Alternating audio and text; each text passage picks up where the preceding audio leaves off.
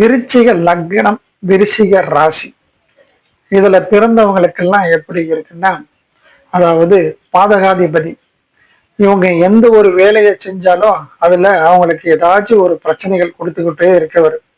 அதாவது புது முயற்சிகளை எடுக்க விடாம தடுக்கக்கூடியவர். இவங்க எவ்வளவுதான் எஃபெக்ட் போட்டு உழைச்சாலும் இவங்களுக்கு கிடைக்க வேண்டிய ப்ரமோஷனையோ இல்ல பண வரவுகளையோ அதை தடுக்கக்கூடிய ஒரு கிரகம் அப்படின்னு சொல்ல போனா இந்த சந்திர பகவான் தான். ஏன்னா விருச்சிக லக்கணத்துக்கு பாதுகாதிபதி என்று சொன்னால் சந்திர பகவான். இவர் என்ன பண்ணுவார்னா, இந்த சந்திர பகவான் என்றாலே மனோகாரகன் என்று சொல்லலாம். அதாவது மனோகாரகன் என்ன பண்ணுவார்னா, உங்க மனநிலையை ஒரு நிலையில் வைக்க விட மாட்டார். ஒரு குழப்பிக்கிட்டே இருப்பார். ஏதாச்சும் ஒரு விஷயத்தை மாத்தி மாத்தி பண்ணக்கூடிய ஒரு சூழ்நிலையை உருவாக்குவார் உங்களுக்கு. இந்த மாதிரி சில நேரங்கள்ல மன அலைச்சல், அதாவது குழப்பம், இந்த மாதிரிலாம் ஏற்படுறதுக்கு இந்த சந்திர பகவானே காரணம். அதே மாதிரி இந்த விருச்சிக லக்னத்துல விருச்சிக ராசியில பிறந்தவங்க எல்லாம் கடுமையான உழைப்பாளிகள் என்று சொல்லலாம்.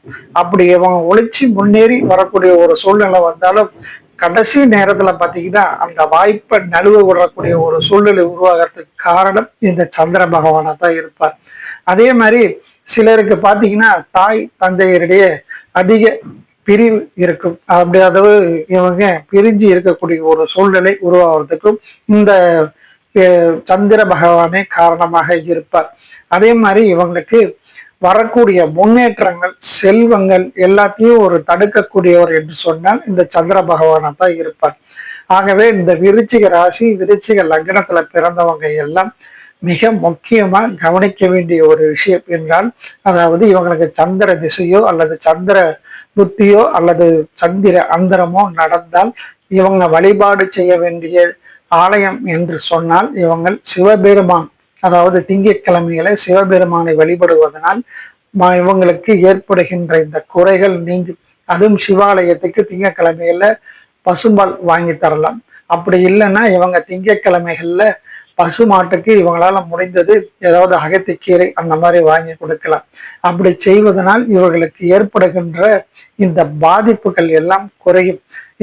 இந்த பாதிப்புகள் குறைந்து இவங்களுக்கு ஏற்படுகின்ற பண வரவுகள் அதிகரிக்கும். அதே மாதிரி செல்வ நிலை உயரும். ஆகவே இவர்கள் கண்டிப்பாக திங்கட்கிழமைகளில், அதாவது 6 to 7 வரக்கூடிய அந்த சந்திர ஹோரையில் சிவாலயம் சென்று வழிபடுவதுதான் மிக மிக முக்கியம்.